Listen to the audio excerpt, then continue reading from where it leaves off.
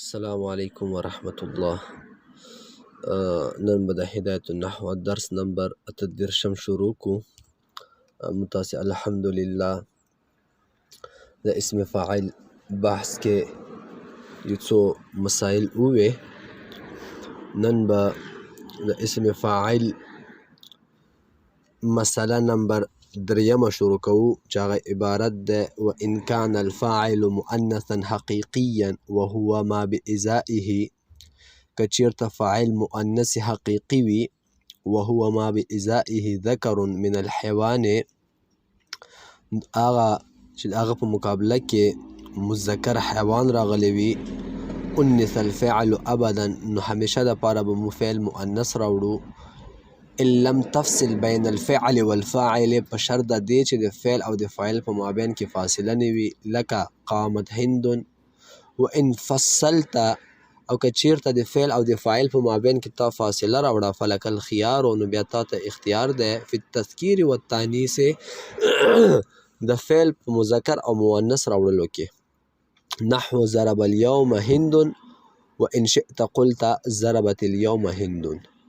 وكذلك او همدارنګ فی المؤنث الغیر الحقیقی، او په مؤنث غیر حقیقی کې هم دا قاعده ده، لکه طلعت الشمس وان شئت، او که ستا خوښه وي قلت داسې وایه طلع الشمس. هذا اذا كان، دا هله دا تفصیل دی چې کله وي فعل مسندا الى المظهر، چې د اسناد شوی وي فاعل مظهر ته. وان كان مسندا الى المضمر، او که چېرته اسناد مضمر ته شوی وي، یعنی فاعل چې دی د ضمیر په شکل کې وي، انث ابدا، نو بیا به همیش دپاره فعل مؤنث راوړي، لکه الشمس طلعت.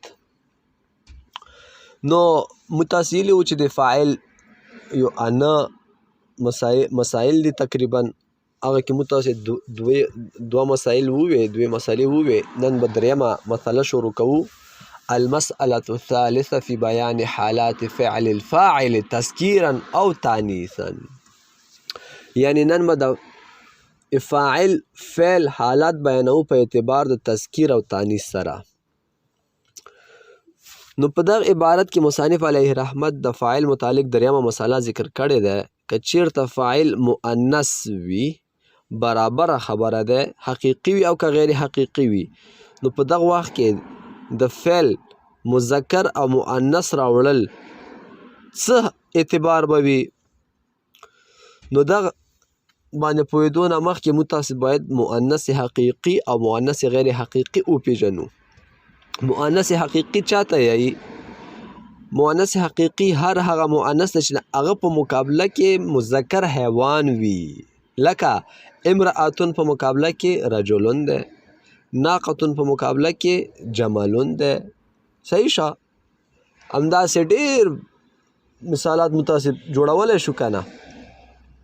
پښتو کې به مو ووایو د چرګه چرګ. اوس چرګه چې دا مؤنث حقیقي ده، ځکه مقابله کې حیوان مذکر شته دی چې هغه چرګ دی. همدارنګې غوا دا مؤنث حقیقي ده، ځکه چې مقابله کې حیوان مذکر شته دی چې غوایه ده. او مؤنث غیر حقیقي چاته، هغه د برعکس ده، یعنی د هغه په مقابله کې چې حیوان مذکر نه وي. برابره خبره ده چې د مذکر وي او که نه وي، لیکن که مذکر وي خو په شکل د حیوانیت کې به نه وي. بعضې داسې مؤنث وي چې هغه مذکر هم لري، خو هغه مذکر د حیوان په شکل کې نه وي. که چیرته د مؤنث دپاره مذکر د حیوان په شکل کې وه، دا نو بیا مؤنث حقیقي شو، غیر حقیقي نه ده. او که چیرته مؤنث وه او مذکر د حیوانیت په شکل کې نه وه، یا بیخي مذکر وانه یا خو و خو د حیوانیت په شکل کې نه وه، نو دا بیا مؤنث غیر حقیقي ده. لکه الشمس، اوس دغه دپاره مؤنث نشته. او که وي هم ته یې چې الظلمتون، ظلمتون خو مؤنث دی که نه؟ خو صحیح ده، مؤنث خو د ده په مقابله کې شته دی مذکر، خو دا ظلمتون خو حیوان نه دی که نه؟ یا الظلمتون مؤنث دی او شمس ورته مذکر دی، نو شمس خو چې دی حیوان مذکر نه دی که نه. همدارنګې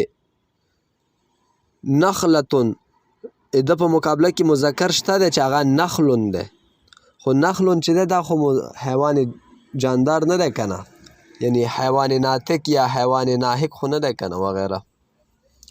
ښه اوس به راشو وجه حصر په شکل کې به زه تاسو ته دا بیان کړم د قانون او قاعده، تاسو به انشاءالله پوه شوئ.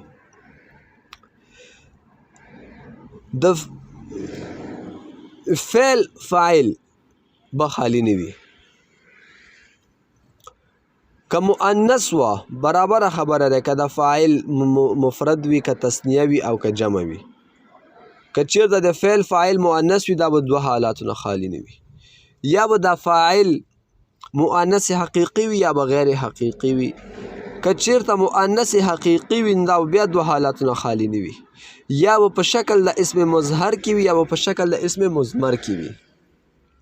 که چېرته اسم مظهر په شکل کې وه نو دا به بیا دوه حالاتونه خالی نه وي، یا به د فعل او د فاعل په مابین کې فاصله وي یا به نه وي. که چېرته د فعل او فاعل په مابین کې فاصله نه وه نو فعل به همیشه دپاره مؤنث راوړي، لکه قامت هندون، داسې به نه یایي چې قامه هندون، ځکه هندون د فاعل دی او مؤنث دی او د مظهر په شکل کې دی او منځ کې فاصله نشته. او که چېرته د فعل او فاعل په مابین کې فاصله وه نو بیا فعل مذکر هم راوړی شي او مؤنث هم راوړی شي، لکه ضرب اليوم هندون یا ضربت اليوم هندون. دلته یوم د وجې نه فاصله راغله، فاعل اگر چې مؤنث حقیقي دی اگر چې مظهر دی خو منځ کې فاصله ده، نو موږ ته اختیار دی چې فعل مذکر راوړو او که مؤنث راوړو. همدارنګې که چېرته فاعل مؤنث غیر حقیقي او مظهر وي نو فعل مذکر او مؤنث راوړلو کې موږ ته اختیار دی. برابره خبره ده فعل او د فاعل په مابین کې فاصله وي او که نه وي، یعنی فعل مذکر هم ورته راوړی شي مؤنث هم، لکه طلعت الشمس یا طلع الشمس یا طلعت اليوم شمس یا طلع اليوم شمس. وکسوی دلته شمس چې ده مؤنث غیر حقیقي ده او په شکل د مظهر کې ده، دا یو قید به پکې لګاوی، نو بس بیا تا ته اختیار ده که فاعل نه فعل ورته مذکر راوړې او که مؤنث راوړې او دوی په مابین کې فاصله وي او که نه وي، څنګه دې چې خوښه وي بس ورسره وایې که دغه کې خو به انشاءالله دا قاعده خو تاسو ته اسانه شوې وي. ښه اوس به راشو او که چېرته د فعل فاعل مضمر په شکل کې وه نو دلته هم برابره خبره ده، که مؤنث حقیقي وي او که غیر حقیقي وي نو بیا به فعل همیشه دپاره مؤنث راوړي، لکه هندون قامت. اوس قامت کې چې دی ضمیر پټ ده هیه، نو مو ورته قامه فعل داسې نشي راوړلی چې هندون قامه، نه هندون قامت به یایې. همدارنګې الشمس طلعت، اوس شمسو چې دی مؤنث غیر حقیقي ده خو طلعت کې چې ده ضمیر په شکل کې راغلی ده، نو طلعه به نه یایو طلعت به یایو. هندون قامه او شمس طلعه ویل جایز نه دي. اول مثال چې ده مؤنث حقیقي مضمر ده یعنی هندون قامت، او دویم مثال د مؤنث غیر حقیقي مضمر ده یعنی الشمس طلعت. خو دا بل عبارت هم دغه سره تعلق لري، اسانه ده.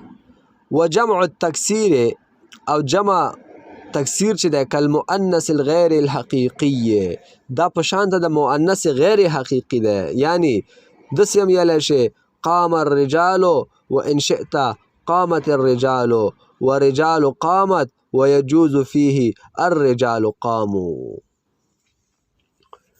ښه نو په دغه عبارت کې مصنف علیه رحمت فاعل متعلق څلورمه مسله متاسطه بیانوي.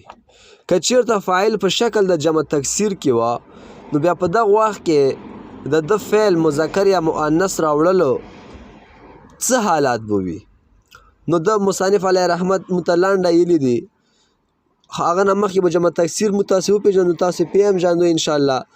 جمع تکسیر چاته یې چې په هغه کې د واحد بنا څه وي صحیح سالم نه وي پاتې شوي. برابره خبره ده د مذکر عاقل جمع وي لکه رجال، یا د غیر مذکر عاقل جمع وي لکه جمال دا د جمالون جمع ده، یا ایام دا د یوم جمع ده. برابره خبره همدارنګه د مؤنث جمع وي لکه نسوتون دا د امرأتون جمع ده، خلاف القیاس دا جمع راغلی. نو جمع تکثیر عام ده، که د عاقل جمع تکثیر وي، که د غیر عاقل وي، که د مذکر وي او که د مؤنث وي، دغه ټولو یو حکم دی. ښه نو تفسیر دا ده که چېرته د فعل فاعل جمع تکثیر وي نو بیا د فعل تذکیر او تانیث اعتبار به د چا په شانته وي؟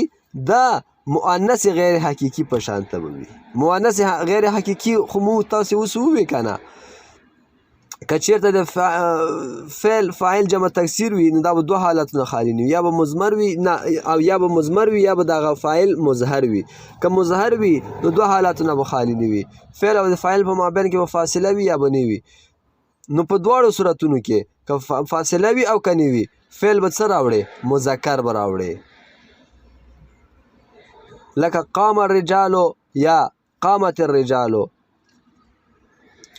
غلط شومه، فعل مذکر هم راوړلی شي او مؤنث هم راوړلی شي.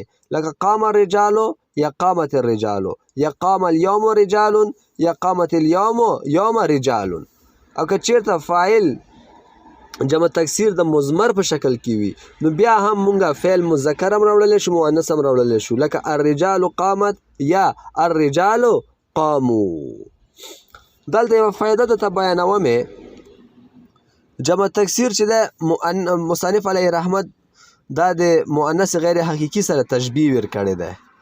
نو دلته دا تشبیه چې ده من کل الوجوه نه ده ښه، بلکې دا جمع تکثیر تشبیه چې د مؤنث غیر حقیقي سره ور کړی دی چې کله فاعل مظهر وي او د مؤنث غیر حقیقي فاعل چې د مظهر په شان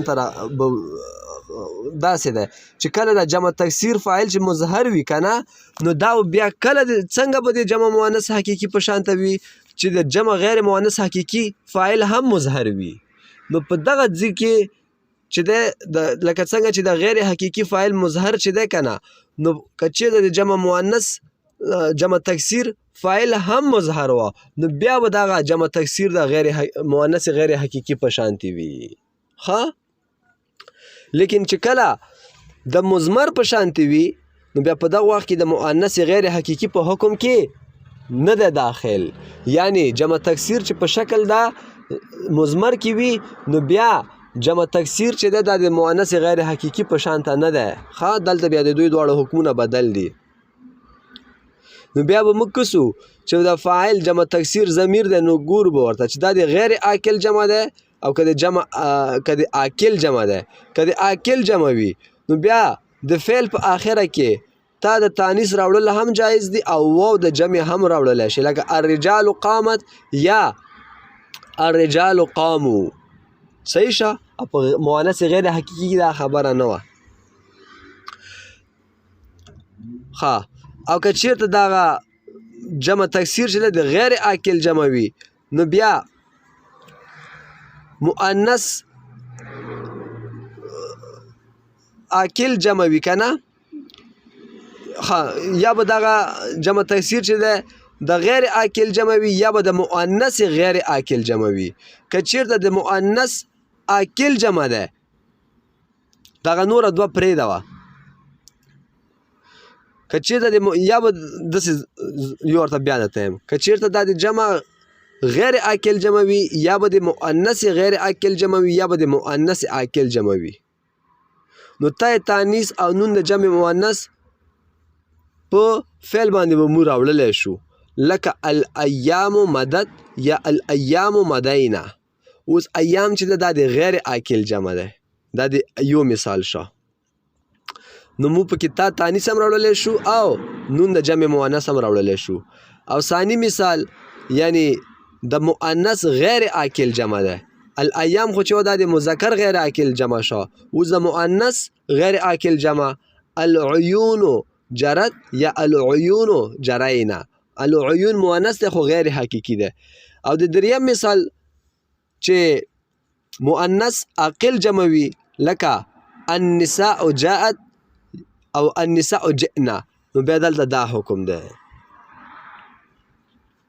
نو نن دپاره همدا درس بس دی. دا قاعدې زده کړئ، دا عباراتو کې ډېر استعمالیږي انشاءالله. سبا به بیا نوی سبق یایي. وما علینا الا البلاغ. السلام